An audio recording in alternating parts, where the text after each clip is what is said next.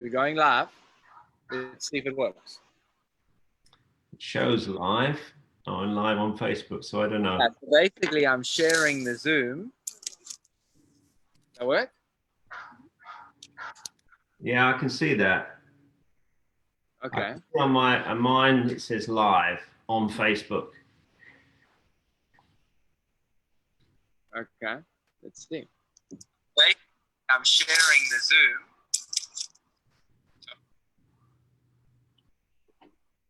Okay, cool.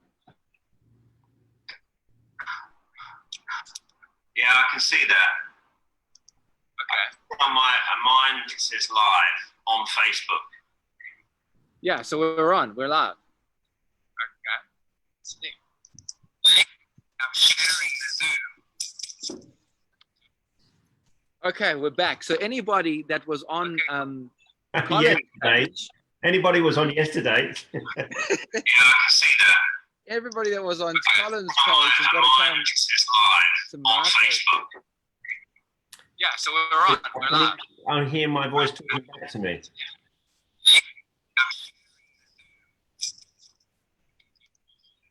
Okay, we're back. So anybody that was on Colin's page, anybody was on yesterday. Yeah, I can see that. Everybody that was on Colin's page. Yeah, so we're on. We're live. I hear my voice talking back to me. Okay, let's let it catch up. Okay, we're back. So anybody that was on Colin's page, anybody was on yesterday. Yeah, I can see that. Everybody that was on Colin's.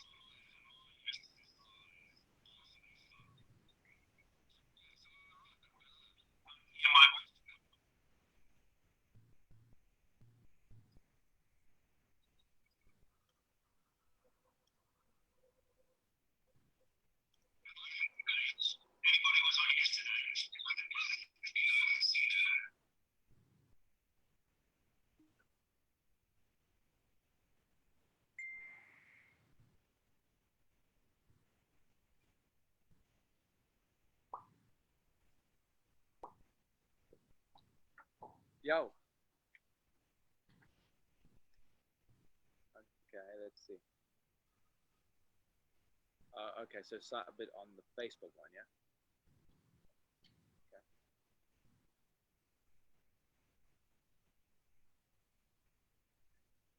Colin, can you hear me? Yes. Okay, that's good. Thanks for that, bro. Okay. Okay, that's better. Are you there? Yes. Okay, brilliant. Oh. So listen, in all seriousness, can we do this? How long have you got? Well, let's give it a go, and then I'll tell you when we have to stop. Okay, cool. So, tell me quickly. Tell me. So we were talking about Lena, right? Yeah. And the whole great Africans. What was the story with the monkeys? Yeah, story of the monkeys. So it goes something like this. You work all day, you come and meet for practice, and some practices are better than others. And some are more frustrating than others. This was a particular frustrating one. It got to a point where an hour and a half, or maybe an hour or so into the practice, and I got so frustrated that I wanted to effing blind, but I wasn't allowed to effing blind at that time.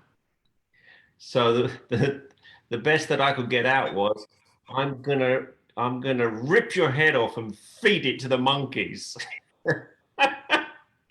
So that was the story, yeah. So of course Lena just collapsed laughing, which didn't help the cause at all. So you were talking about with Lena, so how you were in London and your partnership and whatnot. So what happened next? You moved to Denmark? No, we stayed in London. Lena moved a bit like Benny Tolmeyer. Lena moved over to London and stayed 30 years. Wow. And but then how did it go with the story from like Denmark, like London, Denmark, and then Poland, New York, Texas? How do you find yourself where you are now? Ooh. Well, we took our dancing career as far as we could take it. We made a decision along when we were around 30, just over 30, that we wanted to have a family, which we did. And basically, that's when we stopped the competing side of it, um, and took on the teaching side of it. At that point, the natural progression was to go from junior to or juvenile to junior, junior to youth or under 21, and then to amateur and professional. And then when you finish that ladder, um, basically you went into a teaching uh, part of life. So that was around 30. We went into teaching. We were still living in London. At that time, there was a huge number of teachers in London. So it was to try to better yourself, try to become a teacher or an established teacher, which I believe we both did.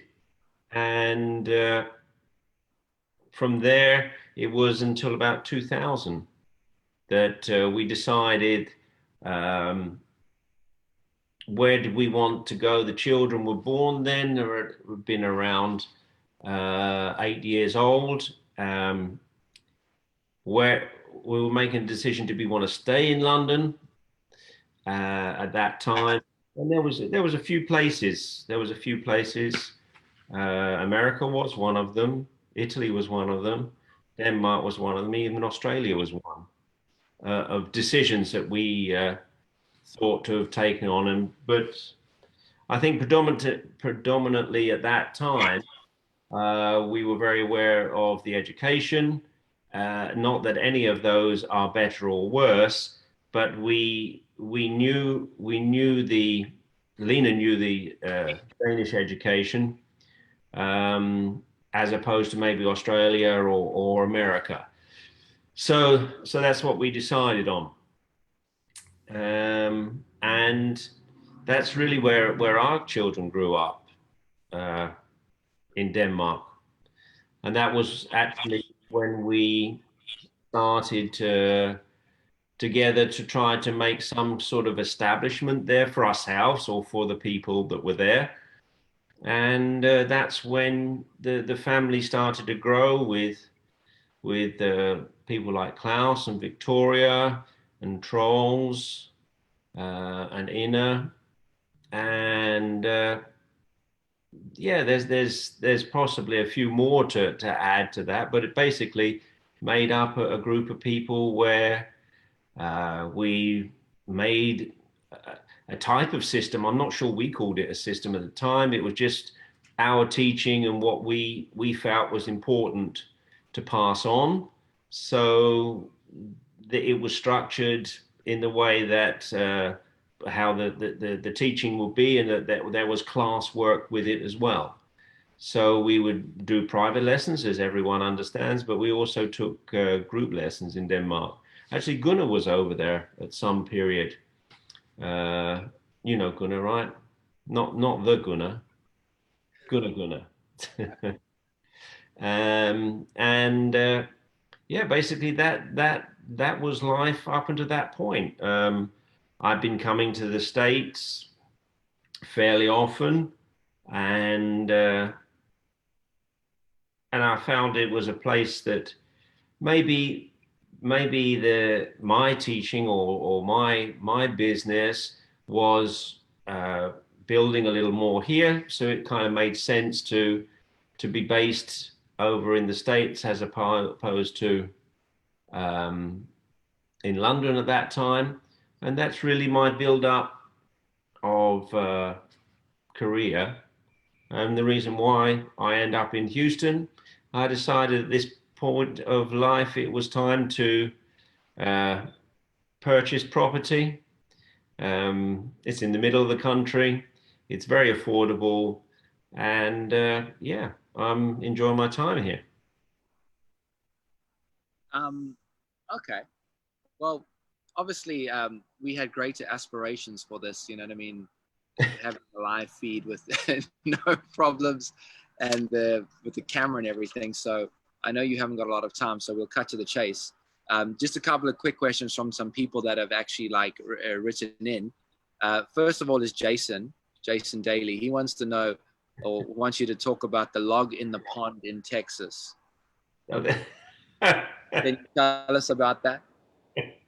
Well, yeah, I'm fortunate that backing onto my garden, I've got a nice lake, and it's very nice. And the times that we find ourselves in, it's nice to go and walk around that and just look at the ducks or the herons or whatever. So this particular morning, I take a walk, and I'm I'm diligent in the way that if someone's dropped some litter or something like that, I like to pick it up and throw it in the rubbish bin.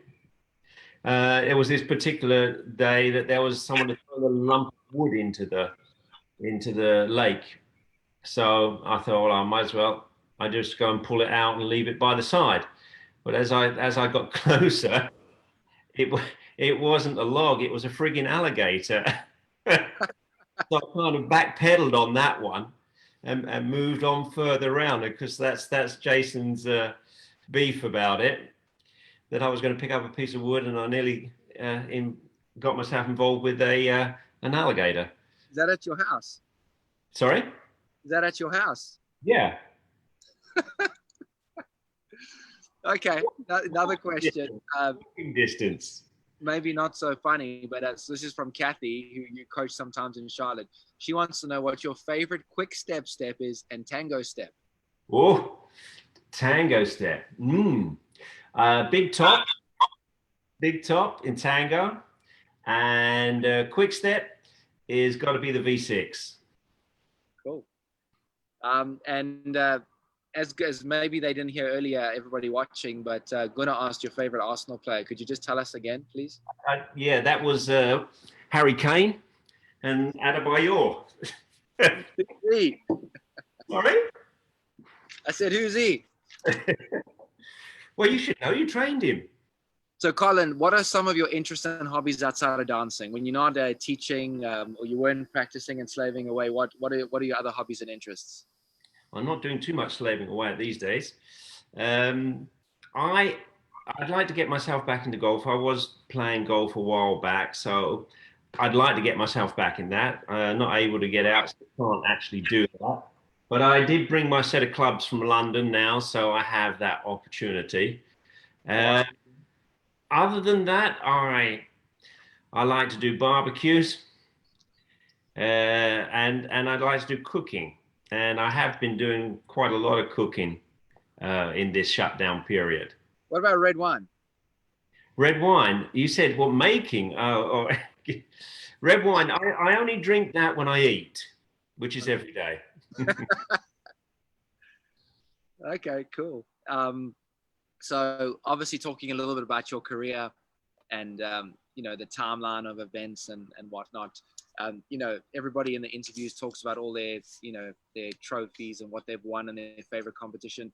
But obviously every career has a lot of difficult times and low points. So Joanna actually wrote in and wanted to know what was the most difficult moment in your career and where did you find the motivation, or how did you find it in it yourself to sort of like push on and continue?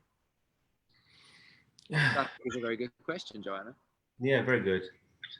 I think the toughest part was at the beginning.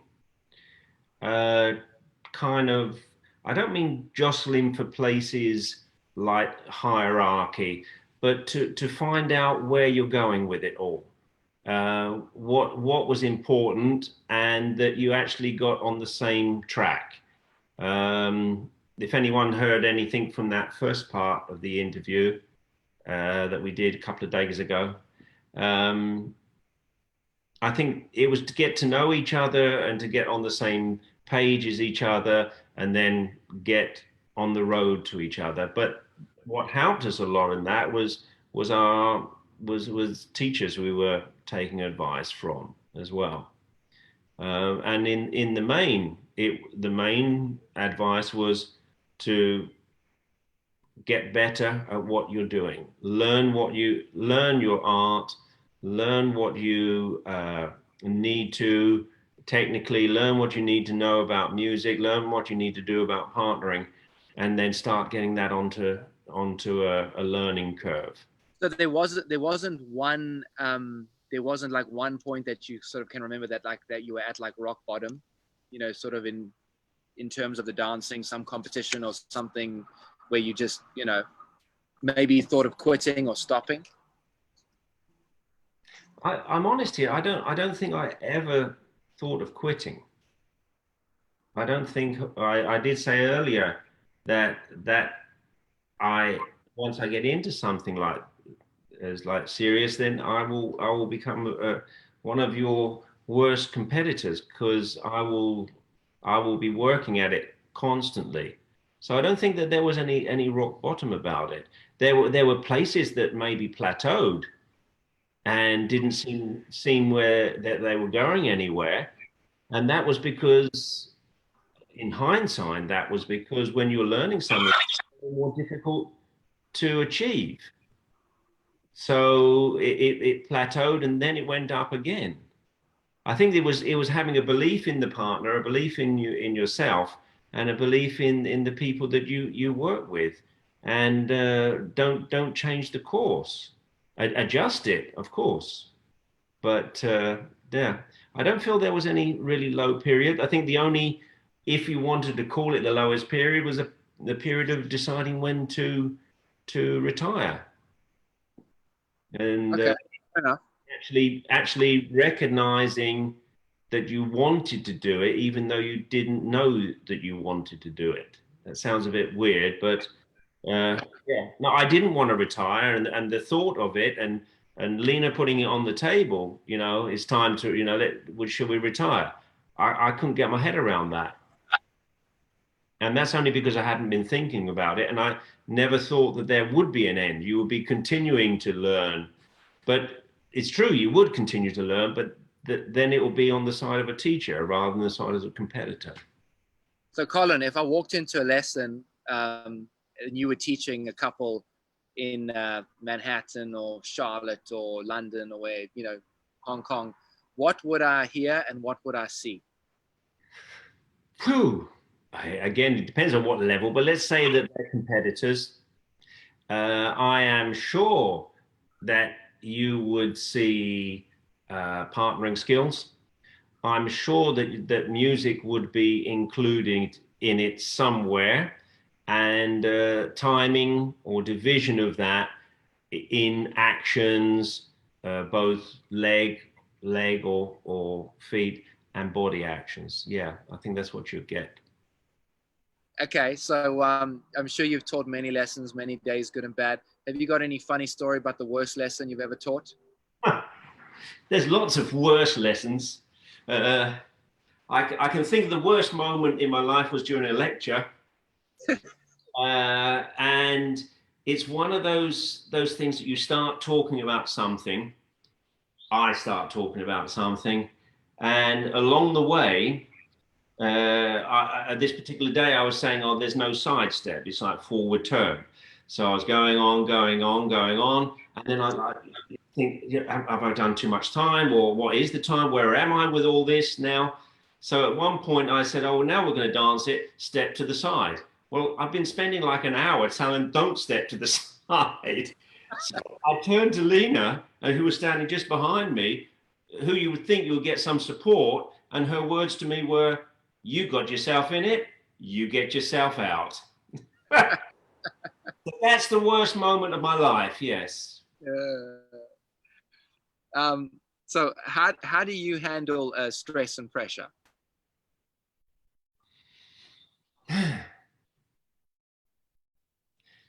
Stress, actually, it's weird. maybe it's weird, but I never get stressed. Lena will be able to tell you many times when things were like, oh, this is important.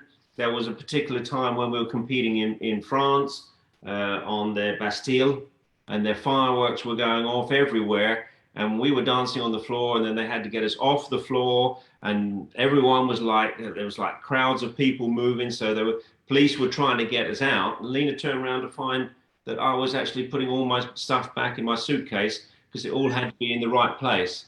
I'm a bit OCD with all of that. So I tend not to, no, I tend not to get stressed. Frustrated, I will get, yes. I will get frustrated. Stressed, I don't think so. So, so then what are your strengths and weaknesses, would you say, as a person? Uh, I think my weakness would be that I tend to ponder over things. I I would not. I'm not good at making the decision right at that moment. I think my best part is assessing whatever it is. Let's say you're talking about a subject, and then ask me for the answer the following day, because in my head I will go over everything, every possibility. And I think my strength is whether I'm buying a TV, whether I'm buying a sofa, I will check that out. What's the best on the market? What's good about it? What flaws have been in it? I will check it out, check it out, check it out, and then come with a decision on whatever product I want to buy, or in this case, a decision I would like to go. I'm not the person to make a decision on the spur of the moment because I prefer to go over all the eventualities. Okay, very cool. And what would you say your strength is as a teacher, as a dance teacher? What is your strength, your thing? Uh, I think it's important to know the whole business. Business, I mean, your technical skills or your musical ability, your characteristical or choice of choreography, and how you would use that. It's important to know all of those areas. I think that my strengths lie in partnership. I think my strengths lie in ability and balance. And I think the other, and maybe the most important part, is that I deal with everything in between, meaning in between a step, in between an action, in between a turn. How that just happens. It just doesn't turn. It's all of the little cogs and pieces in between that I involve myself with. And your least favorite thing to teach, like something that you don't like to touch, or you don't like to address, like if that's your side that you've just explained, is there something that you just do not enjoy at all, Um, I don't always allow myself a feeling. If I have to teach a feeling, I'm not good at teaching a feeling. I think it's something that if someone said, "Well, how would you feel this?" I think the feeling would come through a process, and I think my feelings will always be different from that. So if I was pushed into doing that side of it, I think I wouldn't be as comfortable. No. Okay, very, very good. And then, Colin, another question that somebody wrote in is, what do you think the biggest challenge is for today's dancers? Is it different from the past, or is there, in your opinion, the biggest challenge for the dancers of today?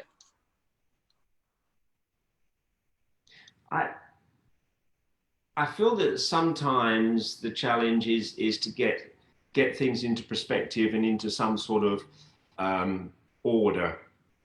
I think there's so much out there, and I think dancers are for sure better today than from our time or my time. But I think sometimes you've got to, within a partnership, you've got to know what each of you need and what the actual partner needs as well. So when that's assessed, I think there's responsibilities within that partnership.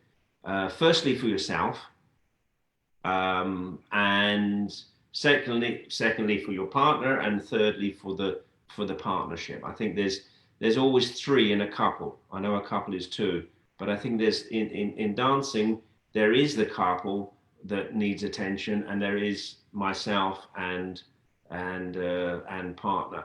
So I think I think sometimes they run before they can jump. Their minds are there and they're very clever, but it takes a certain amount of time. For example, I would say to somebody, okay, today you can learn this check or walk or action, but it will take about 20 hours for you to actually get that into your body. If you were going to go to the gym and you were going to do some exercises, there tends to be three repetitions of that with some kind of break in the middle. And then you do that over every other day. And then within the month, you build up these muscles. And so you repeat the same practice or the same things, but those develop over a period of time. And I think that's maybe what needs to be more constructive within today's competitors. Okay, cool. Well, thanks. Well, okay, so those are some of those questions that came in. I've got a little quick fire, sort of like, I think it's a little bit of fun. We'll see what everybody else thinks, but some interesting questions. So obviously you're from England, from Portsmouth, like you said, lived in London for many years. What's the best thing about England?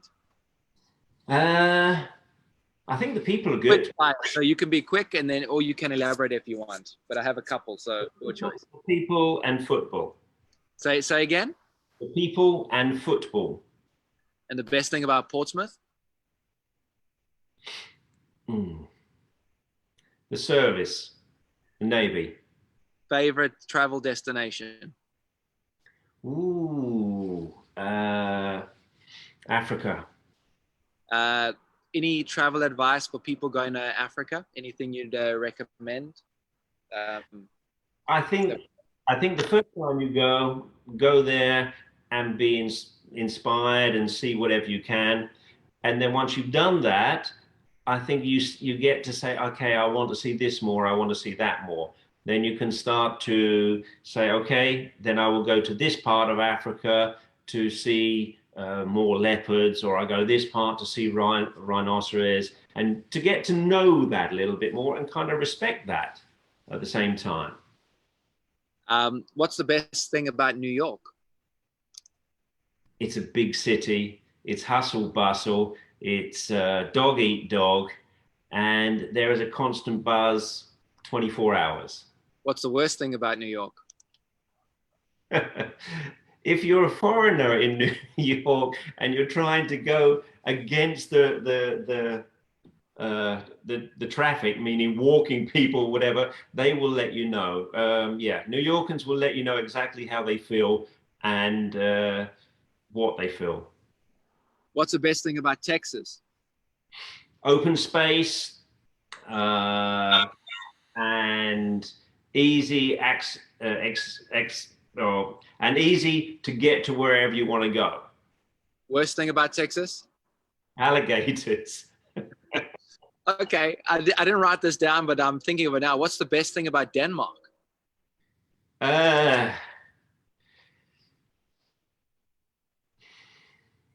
Okay, everything fits. Everything is in its place. And if you need to buy a house or you need to do this, you will be given A, B, and C, and if you follow that, you will get whatever it is you want to get. It's very systematic. Yeah, maybe systematic as What's the worst thing about Denmark? The people.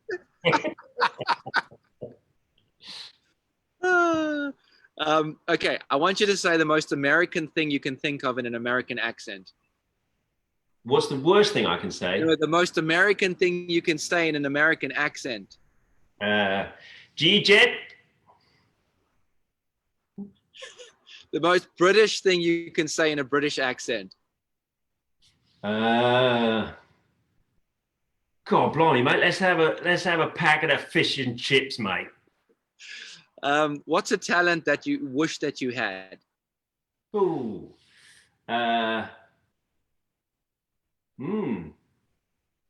Talent that I wish I had.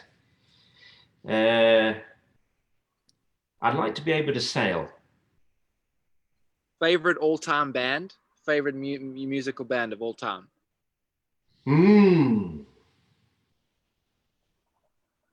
Status quo. Status quo. So what are your thoughts from ballroom to Latin? The difference between ballroom and Latin. What are your thoughts?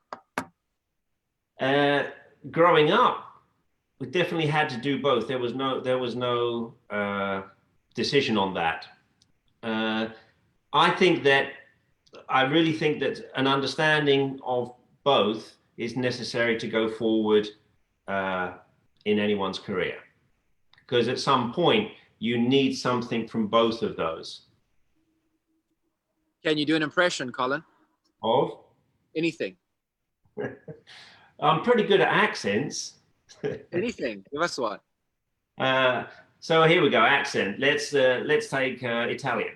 I'm gonna make a salad today. I'm gonna put it all in a bowl and I'm gonna mix it all together. I'm get some orange juice and I'm put the orange juice all together and it makes a lovely, lovely, lovely, lovely taste. God blimey, mate, you're not from here, are you? Was it? Which way do I go?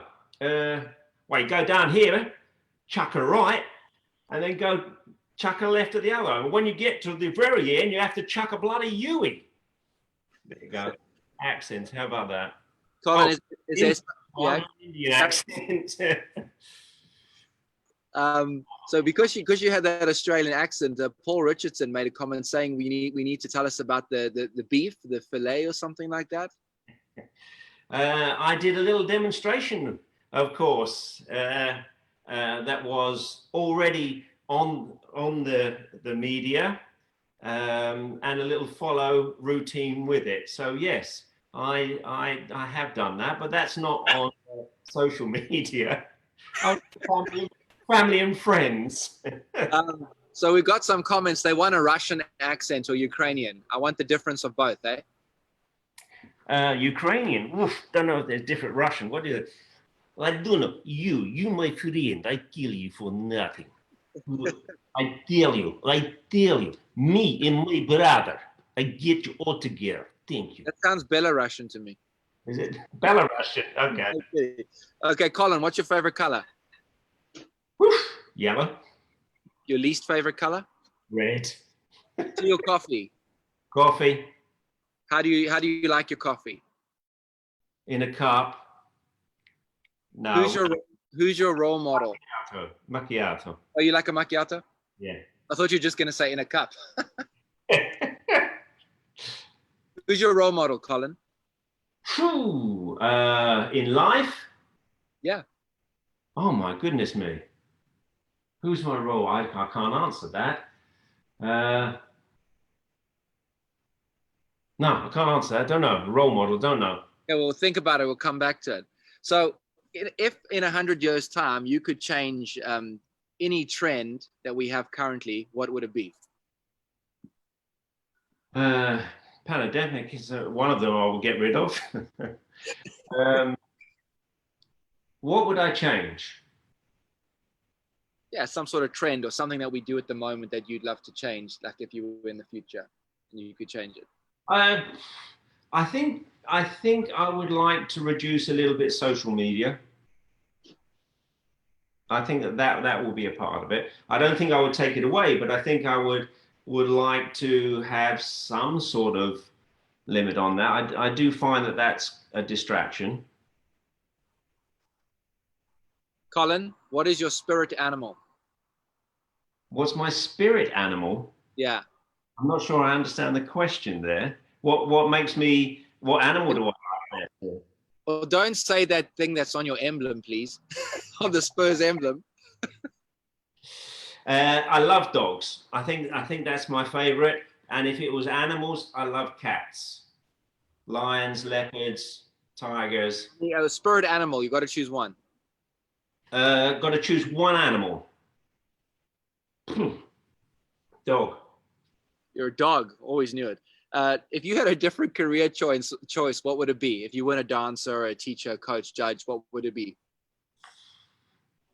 I think I would be teaching some sort of sport.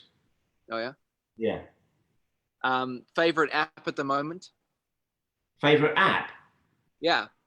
Got to be Zoom. Favorite website? Website. That's got to be Tottenham website. If you had one superpower, what would it be? One superpower. See into the future. So when you were married, what was the best part about being married? I think that the working together and having a drive together and having a passion. Okay, passion for what you do in work, but passion for the family that you have. Worst part about being married? I don't think there's a worst part. I do think that you have to keep working on it though. The hardest thing you've ever done in your life? Go to watch Arsenal play? No, that's not true. That's not true. That was a lie. That was a lie. What's the hardest thing I've ever had to do? uh, I think probably my parents' funeral. That's the hardest thing I've ever had to do. What's your favorite swear word?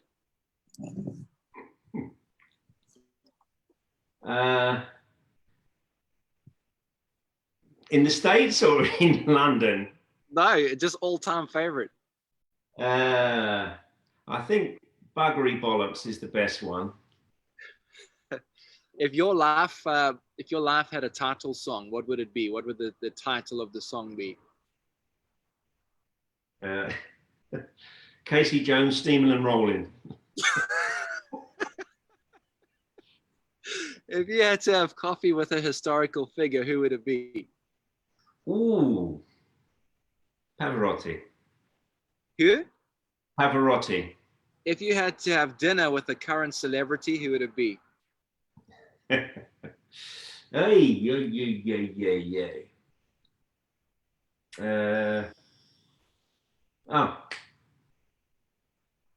Who? Hugh Grant. Hugh Grant. Yeah. Favorite food, Colin? Favorite food? Anything with spaghetti.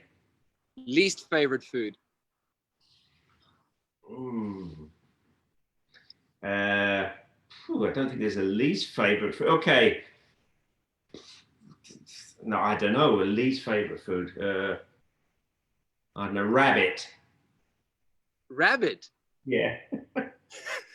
I should bloody well hope so. What do you love on pizza? Oh, pepperoni. What is your favorite alcoholic beverage or adult beverage? Favorite one. Today, favorite one is an old English. Old fashioned, sorry. Old fashioned. Okay, so if Colin, if you had a cocktail, what would in your name or your honor, what would that cocktail be called? Gin and Colin. Gin and Colin. And is that what it would be? Gin and? Colin. Oh, you mean what would be in it? Yeah, what would be in it? Spice.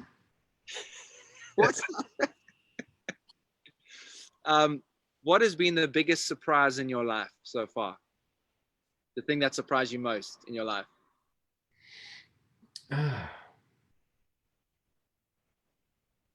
Surprised me or excited me. You've probably got another excited me coming in a moment.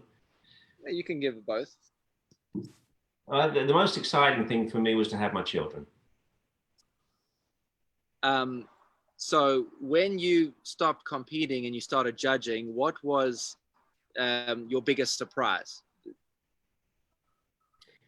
I think the biggest surprise would be all the stages of teaching. Everyone talks about teaching, but I think it's to learn what you do, how to put it across, and to understand how the student understands what you want to put across. Colin, what's your favorite or best way to decompress? TV for sure, movies, but just recently a little bit of FIFA. That's going to increase your stress levels. Ask Clement, he's watching, and they know. Jogging or swimming? Definitely swimming. Window or aisle seat? Always aisle. What do you love about the dance world? I love the community. I love in general, I think people always want the best for everyone.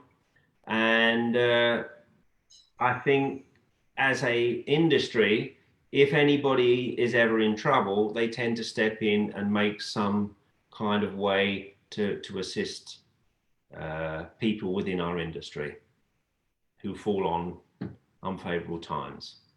What is the worst thing about the dance industry, the part you hate the most?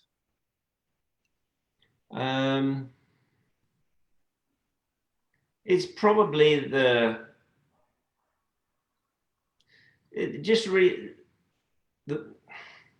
I don't want to say it's not the people, maybe just sometimes the attitudes,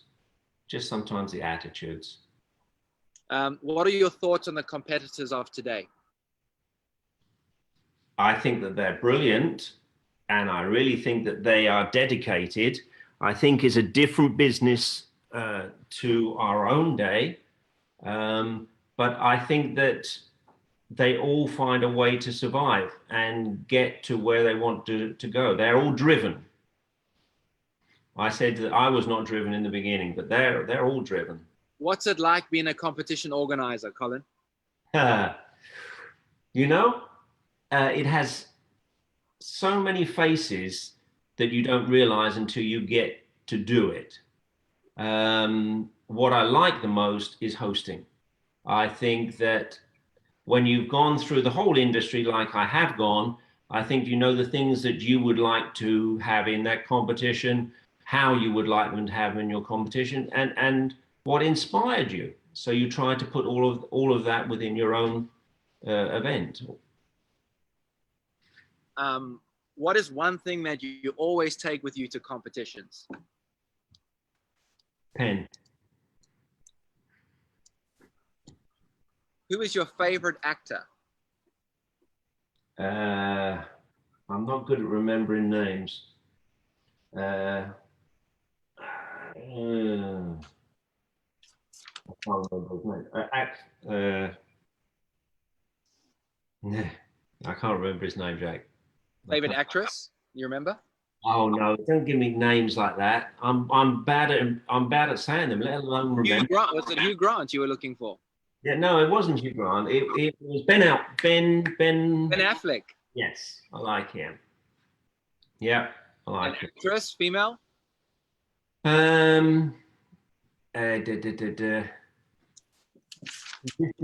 She just did the Queen. Oh yes. I don't know her name either. It was a Claire Foyle or Forsyth or No. In the film. Oh, Helen Mirren. No. All right, we'll come to it later. Yeah. So Colin. And you don't have to answer this if you don't want to, but I think it's an interesting question. So, who is your favorite dancer of all time? Okay. Do you think anyone's going to watch this? How long have you been going here?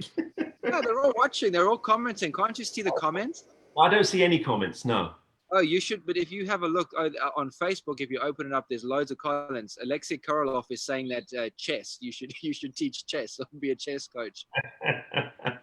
But you'll see later when I post it. There's loads of comments, and I can read them to you. But seriously, who's your favorite dancer of all time? We can say, to be politically correct, non-competing, but for you. It doesn't have to be a ballroom or Latin dancer, by the way. That could be, you know, Nureyev. I'm just putting it out there. Hans and Bianca for that. Another question. If you did not dance with Lena, because obviously she was your ultimate partner and amazing, who would be another female dancer that you would have loved to have danced with? I had a recent question about this. I can't find anyone else that I would be better suited to or work better with. So I really, yeah, for God knows why, I keep on saying how good she is, because life was not good at that some periods. But I think overall, yeah, I don't think I would change her. Wow, I hope Lena's watching, eh? No, she's been paying me. Alexei Karulov is asking about Colin. She's kind of like, yeah, PayPaling it through. She's sending her bank details. Yeah. What is one thing that you wish dancers paid more attention to?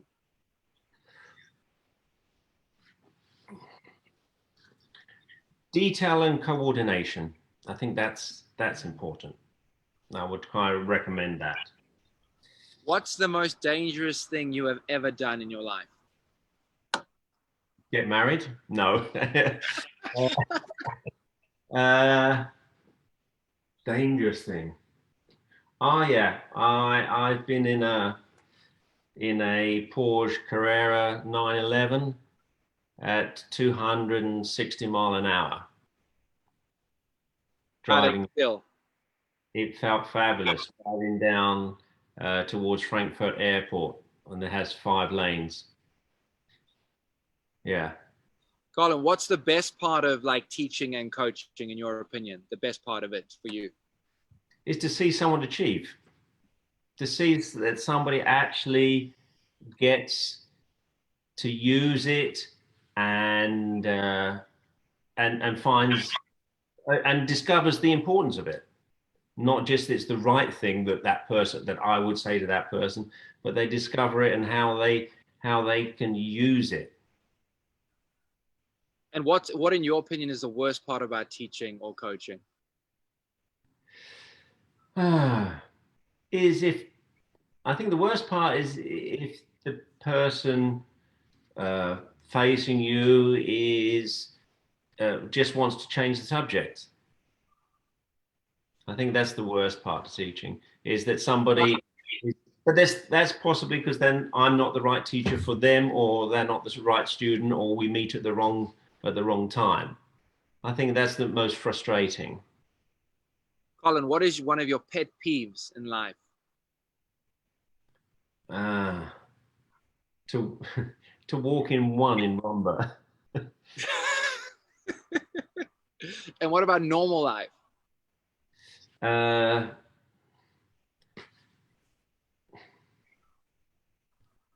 think untidiness. You're going down the road and people drop rubbish everywhere, or your next door neighbor has got 7 cars in front of their driveway. Do you have any pets at home? I do have a pet, but he's in New York at the moment. What is he? What is his name? Give us some info. Name is Baggio, after Roberto. And he's a black Shar-Pei, Mal. So, Colin, how are you feeling these days? You mean during this lockdown period? Just these days, yeah. Like, how do you feel? Like, genuinely? I am not a person that normally takes a lot of time off. This is probably the longest spell of, I don't know, it's not vacation, time off that I've had in my life. With most people. I forgot the question now. What was the question? Hey, how are you feeling these days? How I'm feeling? I'm feeling relaxed, but I feel that I need somewhere to go, some drive, something to happen. The monotonous thing of getting up and talking to yourself and taking a shower and going out and looking at the laptop and then having lunch and then doing the same thing again, then watch TV and then go to bed. The monotonous part of it. So, Colin, a couple of New Yorkers like Vanda and Michael and them are asking, do you miss New York? Uh, I miss New York for its busyness. And I'm not the business that is busy, the hype that you get from it. Yeah. I'm not missing the subways and I'm not missing the hassle. But I am missing the stores not being open for 24 hours. Yes. Colin, what has been your biggest learning experience in life? Never to say never. What advice would you give? Yeah.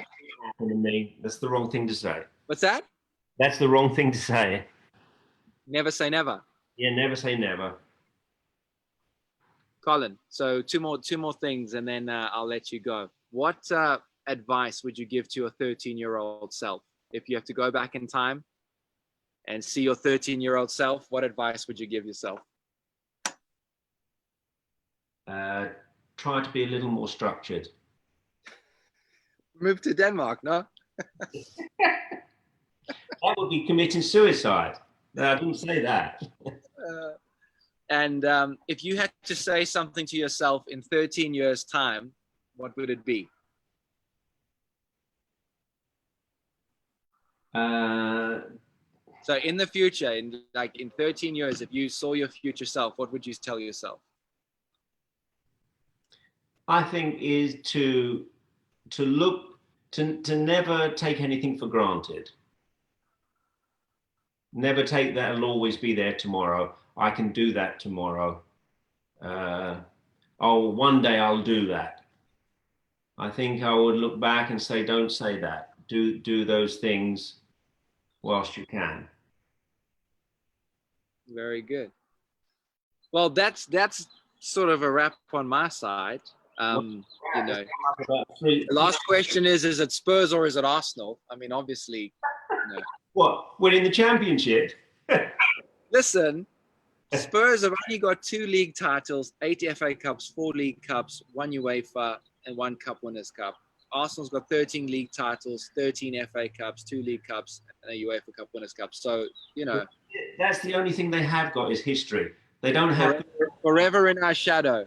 They don't have good football at the moment, that's for sure. Are they entertaining? Yeah, as this white wall here. Listen, mate, you've got one striker who's not even fit. Yeah, I know. It's bad days. Bad days. We need to buy, like a manager. But in all honesty, thanks, Colin, for giving up your time. You can't see all the comments and stuff, I think, because you're on Zoom, but I'm going to post this on Facebook and I'll tag you so you can see all the questions and the comments and whatnot. So, yeah, sorry, guys, to everyone watching. Together our technological skills obviously aren't as good as we anticipated because we had practiced this, there was no script or anything. I mean, Colin actually didn't know any of the questions I was going to ask him, which is the way I wanted it to be. I didn't want it to be something dry and, boring and, something that you could see every day. So, yeah, it was just a little bit of fun on getting, to know him. And, thank you for giving your time, Colin. Appreciate it. I know how busy you are in Texas with the alligators and the cowboys and the freaking, the guns and the tumbleweed rolling. Yeah. But again, I apologize to everyone for all the technical difficulties in the gremlins. So what we have worked out that it works well on Zoom, and we're going to be basically using Zoom to broadcast live on Facebook. So thanks to Michael and Vanda for helping clarify that, because honestly, we practiced this morning and Facebook took away the function where you can actually add someone with a camera, sort of as a chat, almost like a FaceTime thing. We did it this morning, it worked. But honestly, when it came to the crunch, it all fell apart. So thanks for everyone, taking your time. It only took us, 3 hours to do it. But hey, good things come to those who wait. Well, that's disputable. No, but honestly, Colin, we appreciate it. And from our point of view, I've known Colin for a while now. The first time I actually saw Colin, coming from South Africa, we back in the sticks, very underprivileged and disadvantaged, and don't know a lot. And you come to England and Europe and the big lights, and it's So I saw Colin teaching in Emcee, and I was like, "Who's this guy? I've never heard of him before." And I think he was teaching at that particular lesson a Japanese couple, and he was like pointing to his rib and doing all these things with his body. I was like, wow, that looks interesting. So that was the first sort of like a glimpse of Colin. And actually, I had been not living in Denmark, but had a Danish partner, Christina Pfeffer, and had been there, a few times. But I think that's when Colin had just moved to Poland. So I think I kind of saw him, but didn't think anything of it. But and then obviously moving to America, spend more time with Colin and seeing him, and obviously, coming to Charlotte a lot. By the way, everybody from Charlotte says that they miss you, and hello. You'll see in all the comments. And obviously it's a love-hate relationship, because, when he walks around with that lily white shirt and that ridiculous hat, I mean, you got to feel sorry for the guy, but,